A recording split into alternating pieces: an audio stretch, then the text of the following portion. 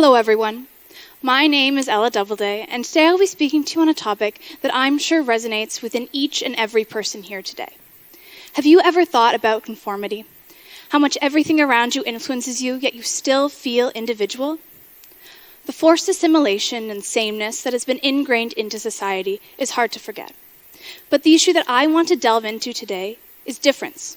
Choice, trends, and culture all shape how a person views themselves. Who are we without them?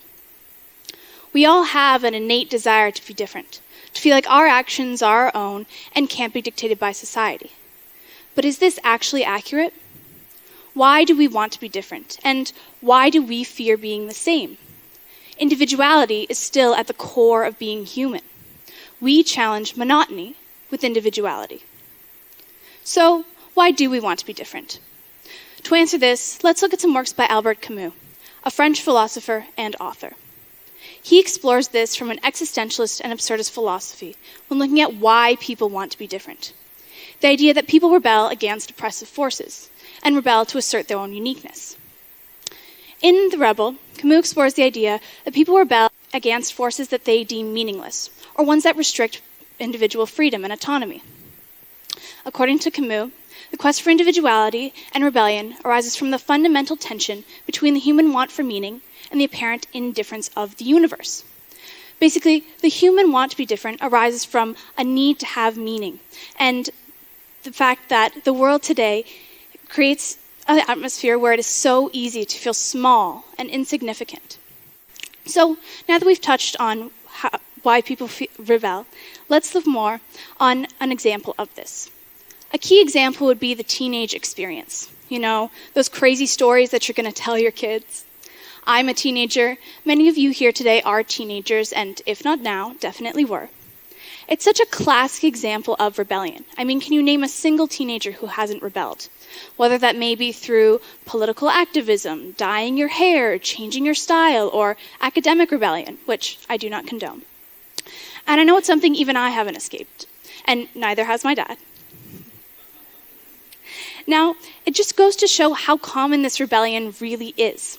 So now that we've touched on why people rebel and how people rebel, let's look at the fact that it can be hard to rebel, and that even though this rebellion is often faced with ostracization, people still continue to rebel. Now, to examine this hard question, it has an even harder answer, so we're going to attempt. Today we're going to look at The Tyranny of Choice by Renata Seleko, a Slovene philosopher and sociologist. She looks at this as the fact that people find it hard to rebel because of all the choices that are available to us.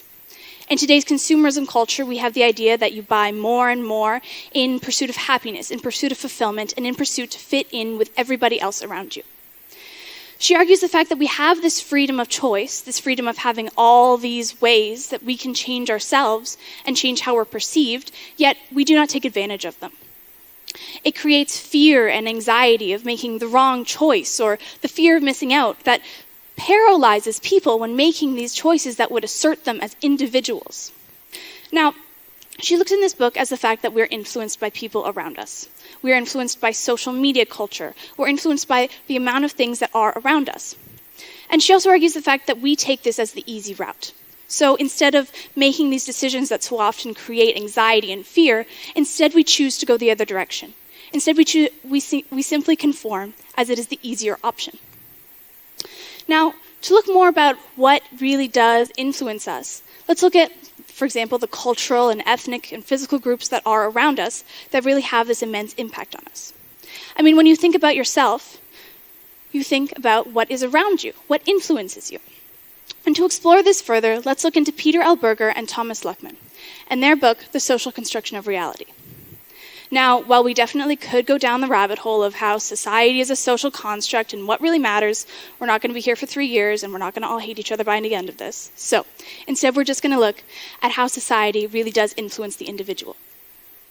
We're going to look at how all the things that we consider ourselves are influenced by other people and what we really do define as ourselves as individuals. Now, we're going to look at this, the fact that I know for me personally, I'm a very indecisive person.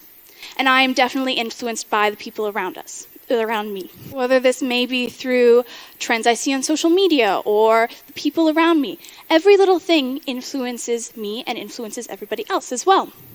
Now, we must really consider the little traits, the little actions or things about our personalities that we take in from the world around us. We must consider who we really are as individuals when we do onboard all these things, and how much we are defined by those around us. We also must look at how this is special in a way. We onboard all these things, we carry our lives, we carry our stories with who we are. Now, while some things might seem strange to others, they may carry a special story for us.